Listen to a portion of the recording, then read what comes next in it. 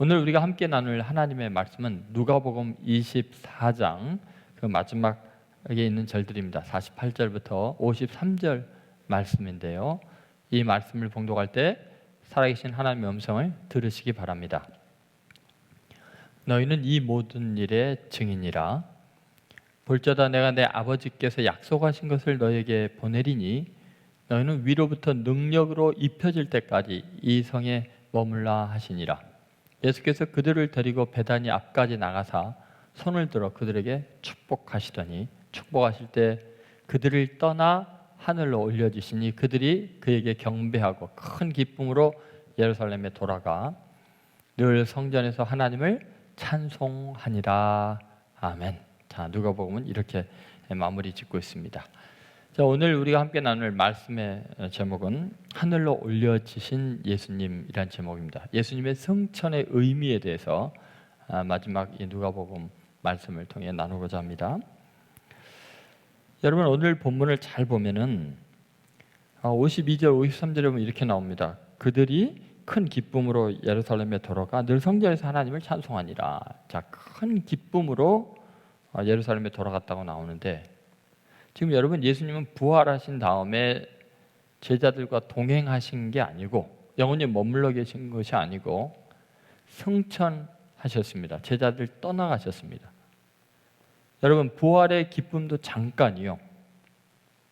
그 예수님이 우리와 영원히 함께 계실 줄 알았더니 오히려 예수님은 승천해 버리셨습니다. 이제 영원히 하늘나라로 가신 것입니다. 물론 다시 재림하러 오시겠지만, 그렇다면 제자들의 마음에 부활의 기쁨은 잠깐이고 다시 예수님과 헤어짐을 경험해야 되는데 왜 큰 기쁨으로 지금 예루살렘에 돌아간 걸까요? 스승을 먼저 보내고 주님을 먼저 보내고 주님 없으니까 우리 이제 마음대로 놀아도 되겠다, 우리 마음대로 즐겨도 되겠다, 예수님의 부재 상황이 그런 의미에서 큰 기쁨을 준 걸까요? 그런 건 아닐 것입니다.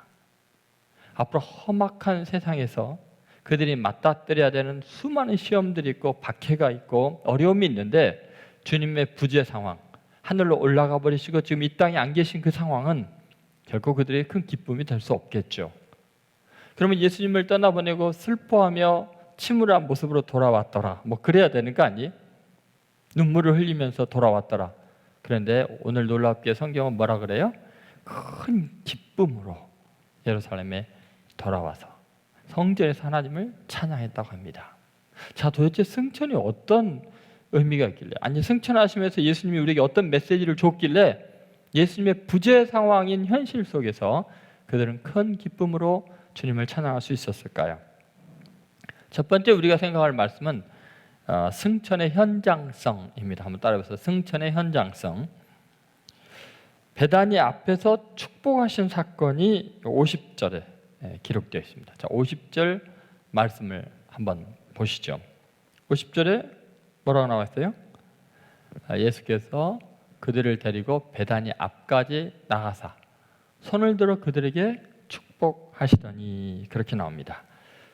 여러분, 왜 예수님께서 승천하시기 전에 제자들을 베다니 앞까지 데리고 가셨을까요? 그리고 축복하시고 떠나셨습니다.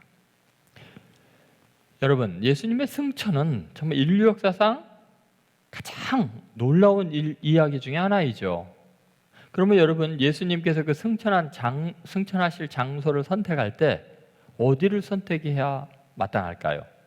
여러분과 저 같으면 만약에 승천해야 된다고 할 때 장소를 어디에 선택할까? 굉장히 장소가 중요하잖아요. 상징적인 의미가 있으니까요. 아마 대부분의 사람들은 승천을 예루살렘 성전에서 하는 것이 가장 적합하다고 생각했을 거예요. 그런데 오히려 예수님은 예루살렘에서 벗어나셔서 베다니로 제자들 데리고 가셔서 그들 앞에서 승천하셨습니다. 자, 왜 베다니까지 데려가신 걸까요? 도대체 베다니가 의미하는 바는 뭘까요? 여러분, 베다니 그곳은 예수님께서 제자들과 자주 가셨던 곳입니다. 그리고 그들과 함께 쉼을 누리신 곳이고 그들과 함께 식사하기도 하시고 또 교제를 나누신 곳입니다. 물론 이 베다니는 지금 두 군데가 있습니다. 지금 요단강 건너편에 여리고 동남 11km 지점에 중요한 나루터가 있어요. 근데 거기가 요단강 건너편 베단이라고 합니다. 요한복음 1장 28절이나 또 세례 요한이 세례 주던 곳 근처 그 베단이라는 거죠. 그래서 굉장히 그 요단강에 아주 지금 잘 꾸며져 있죠. 이 베단이는 세례 요한이 세례를 주던 요단강가에 있는 거죠. 그런데 지금 예수님께서 말하는 이 베다니는 여기와 다르게 예루살렘에서 이 동쪽으로 있는 가까운 한 예루살렘에서 4km 정도 떨어진 베다니를 말합니다. 그 베다니에는 예수님이 아주 자주 가셨어요. 마가복음 11장 11절에서 12절에 보면 이런 말씀이 있습니다.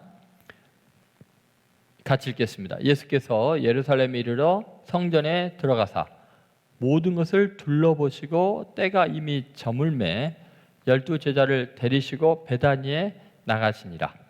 이튿날 그들이 베다니에서 나왔을 때 예수께서 시장하신지라. 지금 예수님은 제자들과 함께 베다니에 들어가셔서 지금 쉬시는 곳이었습니다. 그리고 또 제자들과 함께 사역하러 베다니에서 나가셔서 사역을 하시는 곳이죠. 마태복음 21장 17절에도 보면 이렇게 나옵니다. 같이 읽겠습니다. 그들을 떠나 성 밖으로 베다니에 가서 거기서 유하시니라. 예수님은 예루살렘 성에 거하지 않고 그 성 밖으로 나가셔서 꼭 베다니에 가서 쉬셨습니다. 이렇게 예수님은 제자들과 함께 일상 속에서 쉼을 누린 그곳, 바로 삶의 현장, 그 자리에서 예수님은 제자들과 이별하기로 계획을 하신 것입니다. 다시 말해서 가장 영광스러운 인류 역사상 초유의 일인 승천의 장소를 예루살렘 성이나 성전 안에 그 특정한 장소를 마련하신 게 아니고 그냥 제자들과 함께 유하시고 쉬시고 함께 계셨던 바로 그 삶의 현장을 가장 역사상 위대한 승천의 장소로 명소로 선택한 거죠. 그것은 예수님께서 아마도 제자들과의 일상의 삶을 영원성으로 기억하고 추억으로 남기고 싶은 거죠. 종교적인 거칠애와 허상이 있는 곳이 승천의 장소가 아니고 주님과 교제하는 삶의 그곳, 주님과 대화하고 주님과 식사하고 주님을 만났던 눈물의 현장, 삶의 자취, 주님과 함께 걸어갔던 그곳이 주님에게는 가장 의미 있는 곳이라는 것입니다. 여러분의 직장일 수 있고 학교일 수 있고 가정일 수 있고 동네일 수 있다는 거죠. 뿐만 아니라 이 베다니는 사실 부활과 재림의 상징적인 장소가 되어 있습니다. 여러분, 베다니라는 말의 의미는 슬픔의 집, 그런 뜻이 있습니다. 베다니, 슬픔의 집입니다. 나사로의 동네이기도 하죠. 자, 베다니가 바로 죽은 나사로가 부활한 그 동네입니다. 다시 말해서 마르다와 마리아, 나사로가 사는 동네이죠. 요한복음 11장 1절에 나와 있습니다. 또 나병 환자 시몬의 집에서 대접을 받으시는 바로 그곳이 베다니이죠. 한 여인이 귀한 향유 5컵을 깨뜨려서 예수의 머리에 붓던 일이 일어났던 곳입니다. 여러분, 이 베다니가 그런 의미에서 굉장히 중요한 부활과 재림의 상징적인 장소가 되었는데 요한복음 12장 1절을 보시죠. 자, 같이 읽겠습니다. 유월절 엿새 전에 예수께서 베다니에 이르시니 이곳은 예수께서 죽은 자 가운데서 살리신 나사로가 있는 곳이라. 여러분, 베다니 하면은 누가 떠오르는 거예요? 나사로. 나사로가 왜 떠올라요? 그곳은 죽은 자 가운데서 살리신 그 소생, 그 부활을 상징하는 굉장히 중요한 장소이기 때문에 그렇습니다. 여러분, 이 베다니는 사실 그 위치가 예루살렘의 그 맞은편 기드론 골짜기를 건너서 예루살렘 언덕에서 쭉 내려와서 성에서 내려와 가지고 기드론 골짜기를 지나서 다시 언덕이 시작이 되거든요. 근데 그 언덕으로 올라가는 그 지점에 그 베다니가 예루살렘과 이렇게 마주 보고 있는 것입니다. 그런데 그 동쪽으로 있는 그 동쪽 예루살렘 동쪽 언덕 위는 지금 유대인들은 굉장히 많은 무덤들을 거기다 만들어 놨습니다. 예수님 이래로 예루살렘 동쪽 그곳은 유대인들의 무덤이 아주 질비하게 있는데 지금도 무덤들이 계속 만들어져 가고 있고 굉장히 비쌉니다. 저 무덤에 묻히기는. 왜 그럴까요? 바로 베단이라는 장소가 어떤 곳이에요? 네, 부활의 상징적인 장소예요. 오실 메시아가 바로 그 베다니 쪽으로 감람산 쪽으로 바로 그곳으로 오신다고 생각하기 때문에 주님을 가장 먼저 맞이하고 부활의 기쁨을 맞이하기 위해서 바로 그곳에다 유대인들이 무덤을 이렇게 만들었습니다. 그리고 이 그 무덤을 지나서 더 언덕 끝까지 올라가면은 예수님이 승천하였다고 생각하는 그 베다니 그곳에 예수님 승천 교회가 세워져 있습니다. 다시 말해서 예수님께서 이곳에서 이 승천 교회가 있는 이 자리에서 베다니에서 승천하신 이유는 명백합니다. 바로 이곳이 주님이 다시 오셔서 우리를 부활케 하실 장소라는 거죠. 여러분, 예수님은 일상의 제자들과 함께한 그 자리에 부활의 소망을 심어두고 있는 것입니다. 삶의 현장, 바로 그 삶의 현장성 속에 영생의 약속이 있는 거죠. 주님의 재림의 약속이 바로 그곳에서 이루어지는 거죠. 그러니까 결국 우리들이 예수님과 교제했던 삶의 현장, 그리고 주님께 고통스러워서 외로워서 피곤해서 외쳤던 그 자리, 바로 거기에 우리의 삶의 자리에 주님은 부활하셨고 승천하셨고 재림하신다는 것입니다. 그러니까 우리의 삶의 현장이 가장 거룩한 곳이에요. 여러분, 사도행전 1장 9절부터서 12절에도 보면은 예수님이 승천해서 간 그대로 다시 오신다는 이야기가 천사를 통해서 말하고 있습니다. 한번 이 말씀을 같이 읽어보겠습니다. 이 말씀을 마치시고 그들이 보는데 올려져 가시니 구름이 그를 가려 보이지 않게 하더라. 올라가실 때 제자들이 자세히 하늘을 쳐다보고 있는데 흰옷 입은 두 사람이 그들 곁에 서서 이르되 갈릴리 사람들아 어찌하여 서서 하늘을 쳐다보느냐. 너희 가운데에서 하늘로 올려지신 이 예수는 하늘로 가심을 본 그대로 오시리라 하였느니라. 제자들이 감람원이라 하는 산으로부터 예루살렘에 돌아오니 이 산은 예루살렘에서 가까워 안식일에 가기 알맞은 길이라 그랬습니다. 여러분, 너희 가운데서 하늘로 올려지신 이 예수는 하늘로 가심을 본 그대로 오시리라.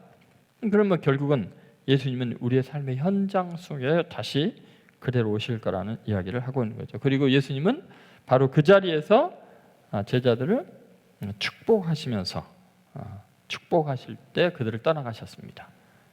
51절에도 그렇게 나오죠. 축복하실 때 그들을 떠나 하늘로 올려지시니. 결국 예수님께서 축복하시는 그 현장이라는 것은 우리의 삶의 자리라는 것을 잊지 마십시오.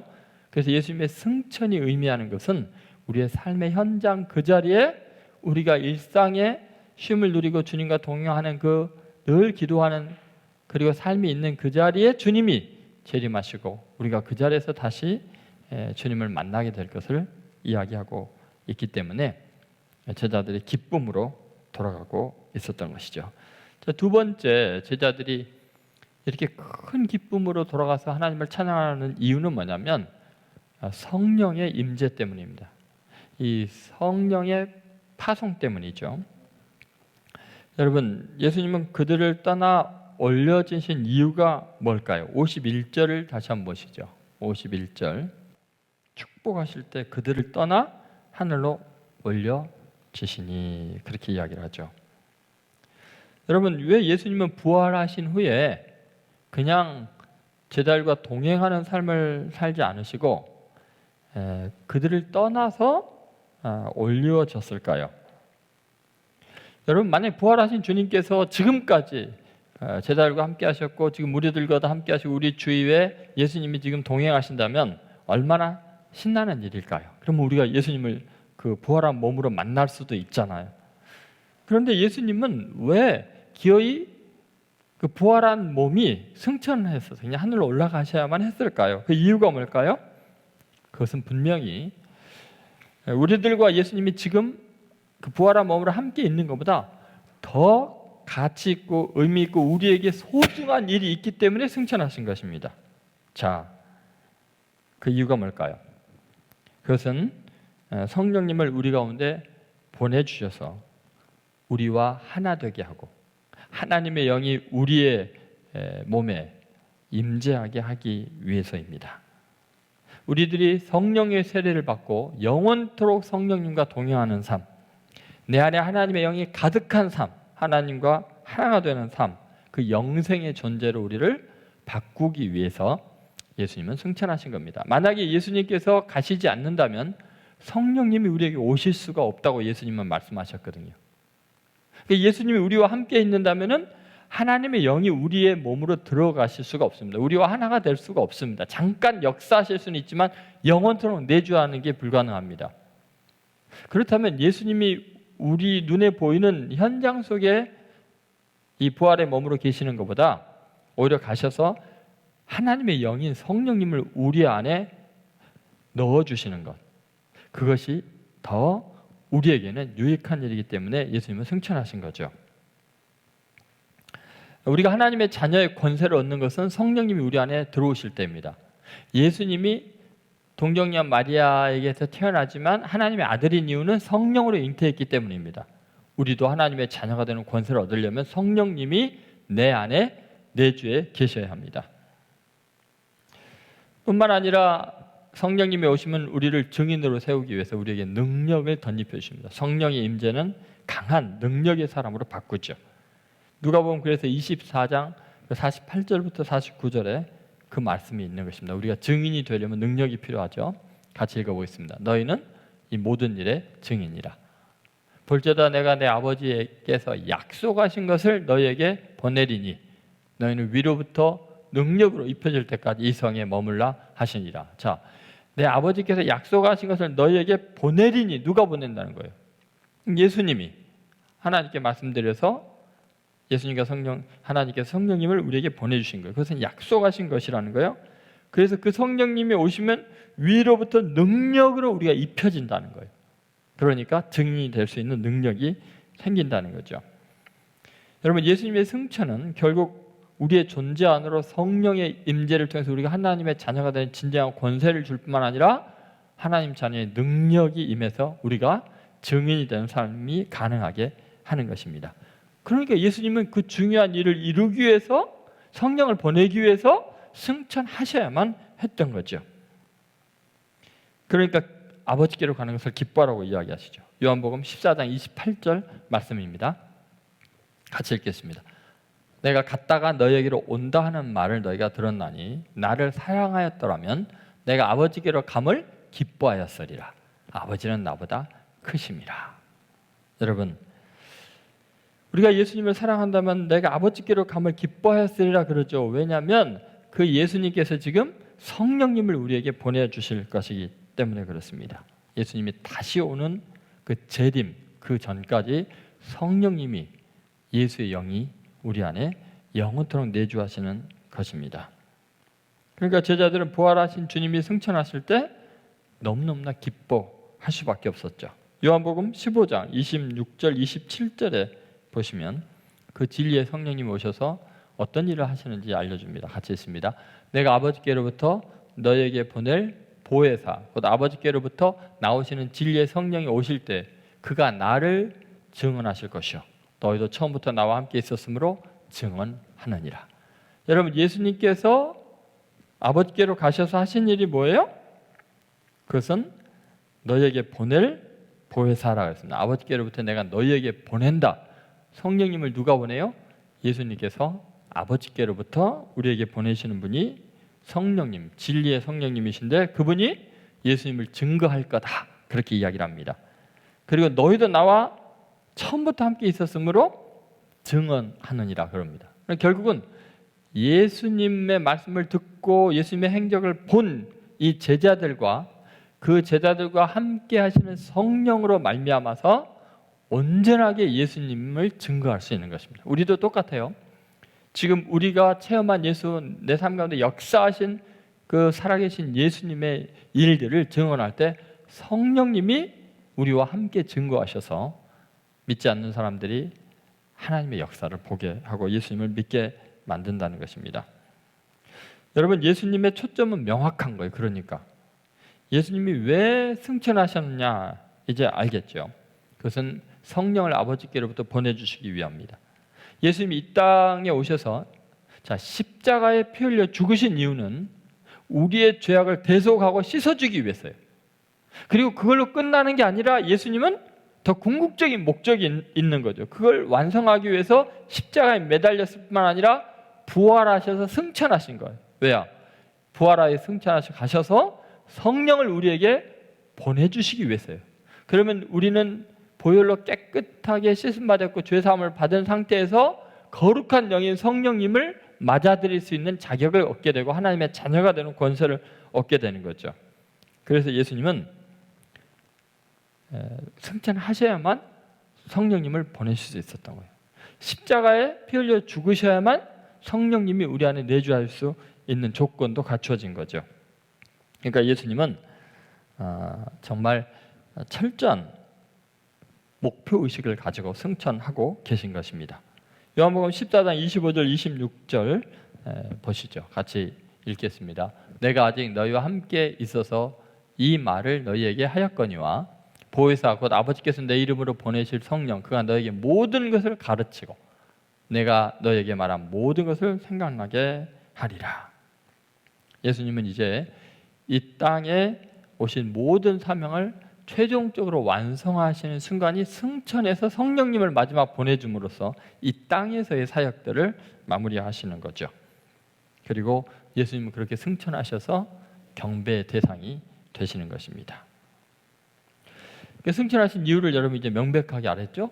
성령님을 파송하시기 위해서. 성령의 임재는 예수님의 승천으로만 가능했다는 것입니다. 자, 세 번째 이제 이 구원의 완성을 위해서 예수님은 승천하십니다. 그래서 기쁨으로 찬양하게 되는데, 자 52절, 53절을 다시 한번 읽어보겠습니다. 52절, 53절 같이 읽습니다.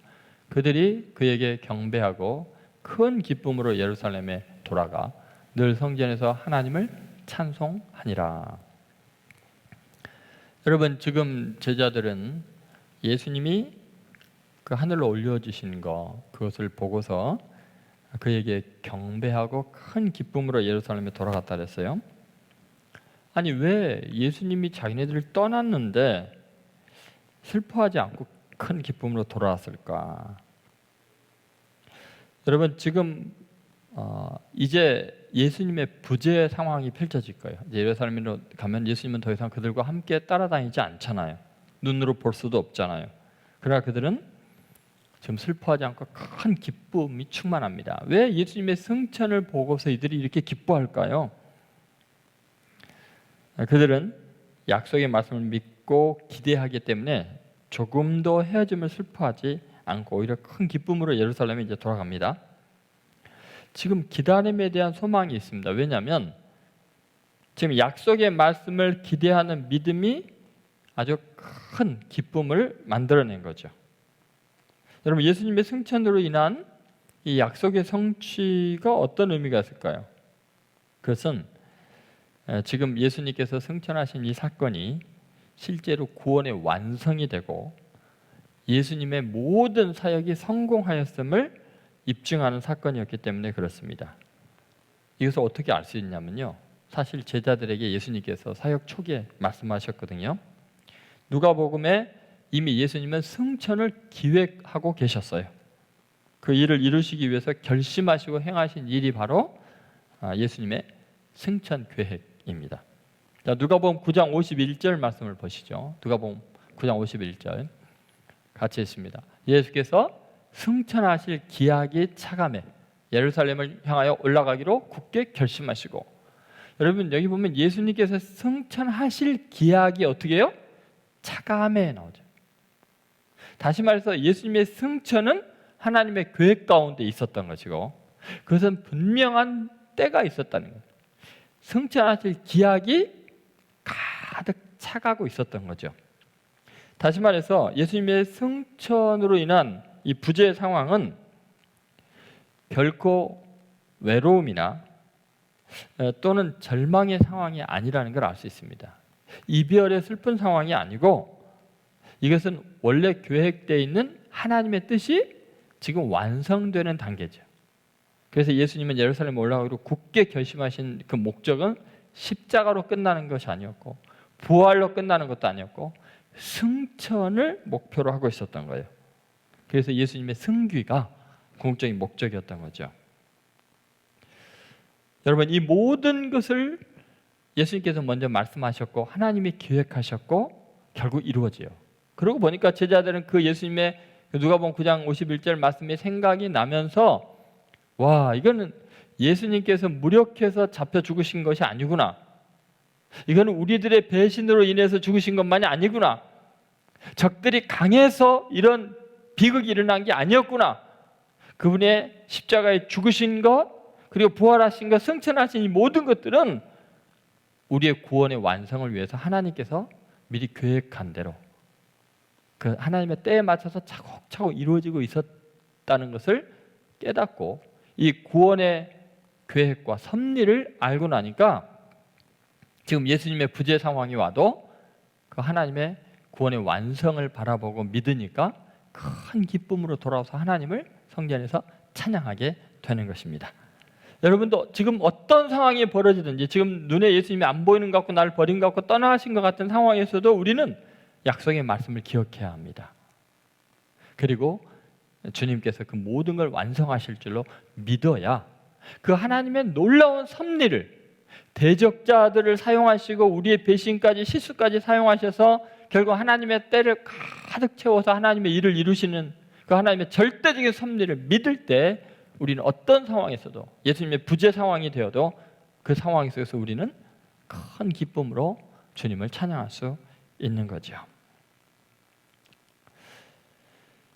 여러분, 우리는 이 예수님께서 우리를 위해서 행하신 이 놀라운 일들, 그것이 구약 성경에부터 이미 다 예언이 되어 있는 것들이 얼마나 정교하게 지금 이루어지고 있는가를 잊지 않아야 됩니다. 사도행전 2장 32절부터 36절에 보면 제자들이 왜 이렇게 큰 기쁨으로 돌아갔는지를 알 수 있습니다. 왜냐하면 이걸 깨달았기 때문이죠. 자, 같이 읽겠습니다.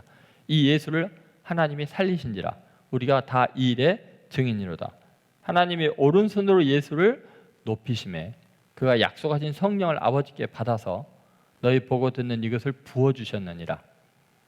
다윗은 하늘에 올라가지 못하였으나 친히 말하여 이르되 주께서 내 주에게 말씀하시기를 내가 내 원수로 내 발등상이 되게 하기까지 너는 내 우편에 앉으라 하셨도다 하였으니 그런지 이스라엘 온 집은 확실히 알지니 너희가 십자가에 못 박은 이 예수를 하나님이 주와 그리스도가 되게 하셨느니라 하니라. 여러분, 지금 이 제자들이 파악한 것이 뭔 줄 아세요? 지금 제자들이 큰 기쁨으로 돌아가서 전심으로 기도하고 그들이 나중에 성령 받아서 복음을 외치고 증거할 때 이 복음의 핵심적인 내용이 뭐냐면요, 그럼 예수님을 하나님께서 죽은 가운데서 살리셨다는 거죠. 그리고 하나님께서 예수님을 높이셔가지고 그 약속하신 성령을 아버지께 받아서 지금 부어주셨다는 겁니다. 지금 이것들이 다 지금 예수님이 하신 말씀 그대로죠. 그리고 이제 다윗 이야기를 갑자기 하는데 다윗의 그 시편 중에 내가 내 원수로 내 발등상이 되게 하기까지 너는 내 우편에 앉았으라 라고 다윗이 이야기를 했는데 이것은 다윗 자신을 가리켜서 한 말이 아니에요. 다윗의 입을 의탁해서 하나님이 하신 거죠. 왜냐하면 다윗은 하늘에 올라가지 못했잖아요. 다윗의 무덤이 있잖아요. 그런데 놀랍게도 이 말은 주께서 내 주에게 말했다는 거예요. 하나님께서 그 아들 예수님에게 그 메시아에게 하신 말씀이 뭐예요? 내가 내 원수로 내 발등상이 되게 하기까지 너는 내 우편에 앉았으라. 하나님 우편이 뭐예요? 승천해서 하나님 우편에 앉아 계시는 거예요. 그러니까 예수님이 승천하실 것을 이미 다윗의 입을 통해서 이야기해서 가장 고결하게 되셔서 하나님 우편에 앉아서 온 세상을 심판하는 주로 지금 세계를 다스리고 계신다는 것입니다.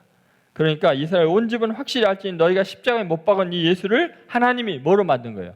승천하게 해서 하나님 우편에 앉히셔서 주와 그리스도가 되게 하시느니라.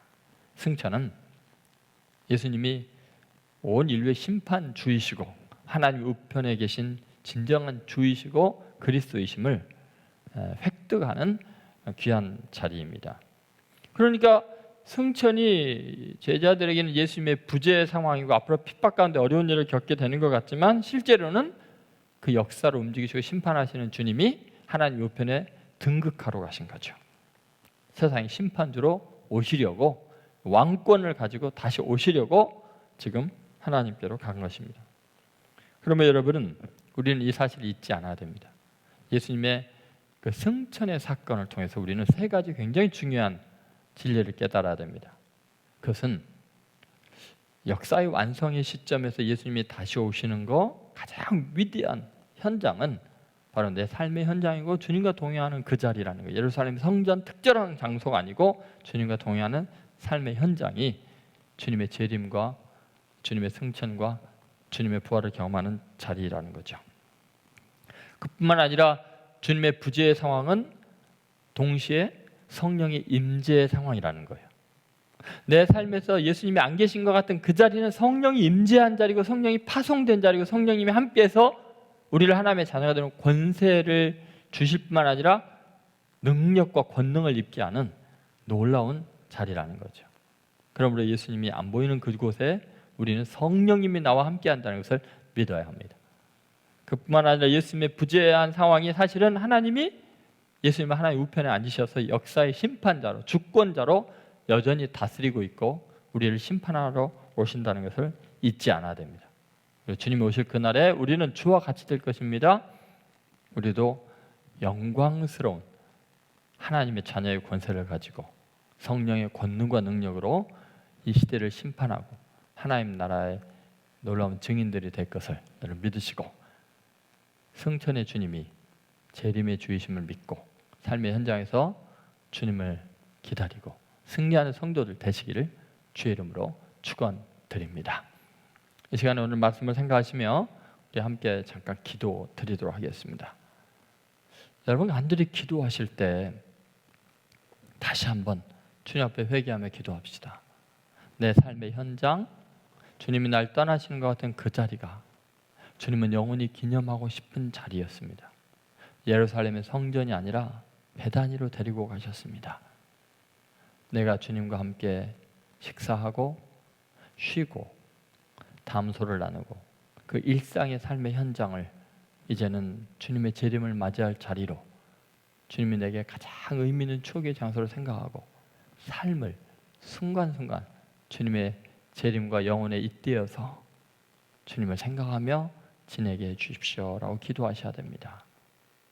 또한 주님의 부재의 상황 속에 성령의 임재가 이제 뜨겁게 느껴지는 늘 성령님을 모시고 성령과 동행하는 삶이 되겠노라고 결단하셔야 됩니다. 여러분 우리 가운데 보내주신 파송하신 성령님을 잊고 살았다면 그리고 내 혈기와 내 교만함과 내 죄로 나와 함께 계시고 임재하신 성령님을 욕되게 하고 힘들게 했다면 성령을 소멸하는 죄를 범하고 있다면 이 시간에 회개해야 합니다. 그리고 결국은 내 눈에 보이지 않지만은 그 보이지 않음이 오히려 역사의 주권자이고 심판자이시고 주님이신 것을 망각하고 불안하고 두려웠던 죄를 회개합니다. 끝까지 하나님의 섭리를 믿고 승리하는 신앙생활을 하게 해 주옵소서. 주님 오실 그날까지의 삶의 현장에서 성령으로 충만하여 하나님의 주권을 선포하며 주님의 증인들로 승리하게 하여 주옵소서. 같이 한번 통성으로 간절히 주님 앞에 기도하겠습니다. 거룩하신 하나님 아버지, 오늘 선포된 말씀 앞에서 주님 앞에 그 말씀 붙들고 간절히 기도하기를 원합니다. 아버지 하나님, 우리의 병든 삶, 세속화되고 세상의 모든 사람들처럼 주님 늘 눈에 보이는 것으로만 판단하고 생각했던 죄를 용서하시고 특정한 장소와 특별한 곳만을 거룩한 줄로 생각하고 우리의 삶의 현장에서, 가정에서, 직장에서, 학교에서 날마다 피곤하고 힘겨운 삶의 현장에 주님이 임재하시며 그곳을 승천의 장소로 삼고 다시 돌아올 장소로 삼으시고 가장 의미 있게 하신다는 것을 망각하고 우리가 삶의 현장을 더럽히고 무의미하게 보내고 주님의 사랑을 기억하지 못했다면 용서하여 주시옵소서. 이제 하나님 매일매일 삶의 현장 속에서 재림의 주님을 기대하고 의식하고 주님의 임재를 경험하게 하여 주시옵소서. 하나님, 내 삶의 현장에서 주님이 보이지 않고 느껴지지 않을 때는 바로 그곳이 하나님의 성령이 임재하는 것이고 성령의 권능이 임하는 자림을 믿게 하여 주옵소서. 주님이 보내실 성령으로 말미암아 날마다 증인된 삶을 살기에 부족함이 없게 하여 주시옵소서. 아버지 하나님, 매일 삶 속에서 주님의 부재를 경험할 때마다 지금 하나님 우편에서 우리를 외치니 간구하시고 우리에게 놀라운 능력을 더하시고 우리의 심판주로 오실 주님을 생각하게 하여 주옵소서. 주님 만날 그날에 당당하게, 주님 오실 그날에 칭찬받는 자로 교약에 쓰임받는 복된 삶이 되게 하여 주옵소서. 주님이 마지막 승천하시며 우리에게 부탁한 너희가 증인이 되리라고 하신 말씀대로 남은 생에 주의 복음을 증거하며 주님께 영광을 돌리는 삶이 되게 하여 주시옵소서. 헛된 영광 구하지 않게 하시고 헛된 곳을 바라보지 않게 하시고 매일매일 성령과 동행함으로 승리하게 하여 주시옵소서. 예수님의 이름으로 간절히 기도드리옵나이다. 아멘. 자, 오늘 우리 말씀을 생각하시면서 우리는 뒤로 물러가 침륜에 빠질 자들이 아니요 영혼을 구원함에 이르는 믿음을 가진 자들이라, 이 찬양을 드리겠습니다. 우리는 주의 복된 소식을 부끄러워하지 아니할 것입니다. 이는 저를 믿는 모든 자에게 구원을 주시는 하나님의 능력이기 때문입니다. 여러분, 이제 하나님의 택하신 족속으로서 주님을 마음껏 찬양하며 다시 침륜이 아니라 큰 기쁨으로 주님께 영광을 돌리는 찬양 다 같이 하겠습니다.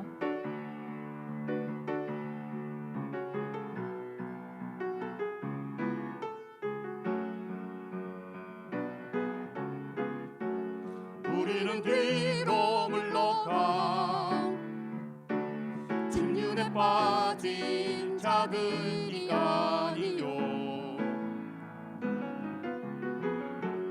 영혼을 구원함에 이르는 믿음을 가진 자들이라.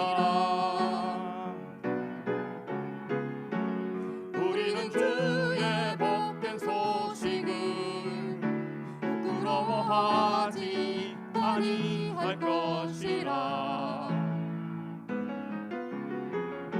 이는 저를 믿는 모든 자에게 구원을 주는 능력이라.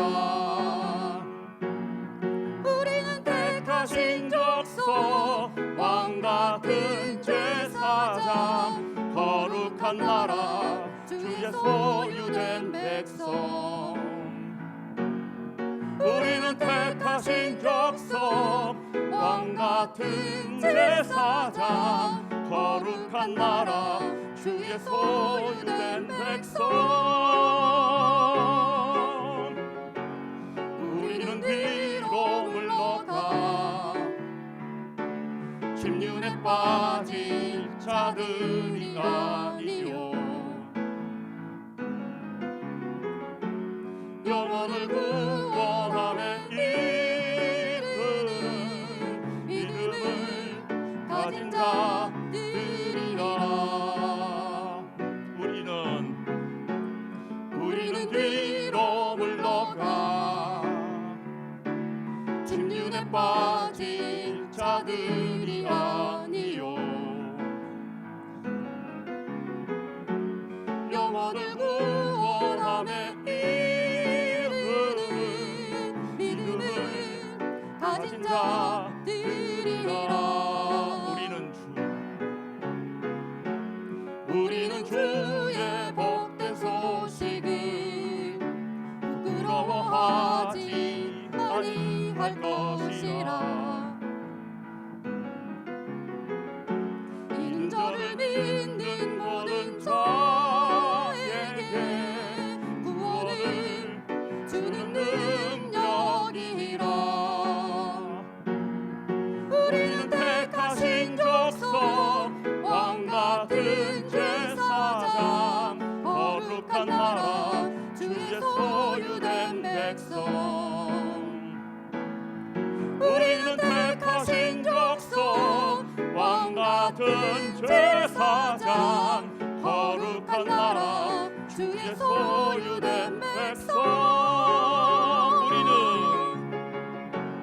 우리는 뒤로 물러가 침륜에 빠진 자들이 아니요 영혼을 구원하네 이르는 믿음을 가진 자들이라.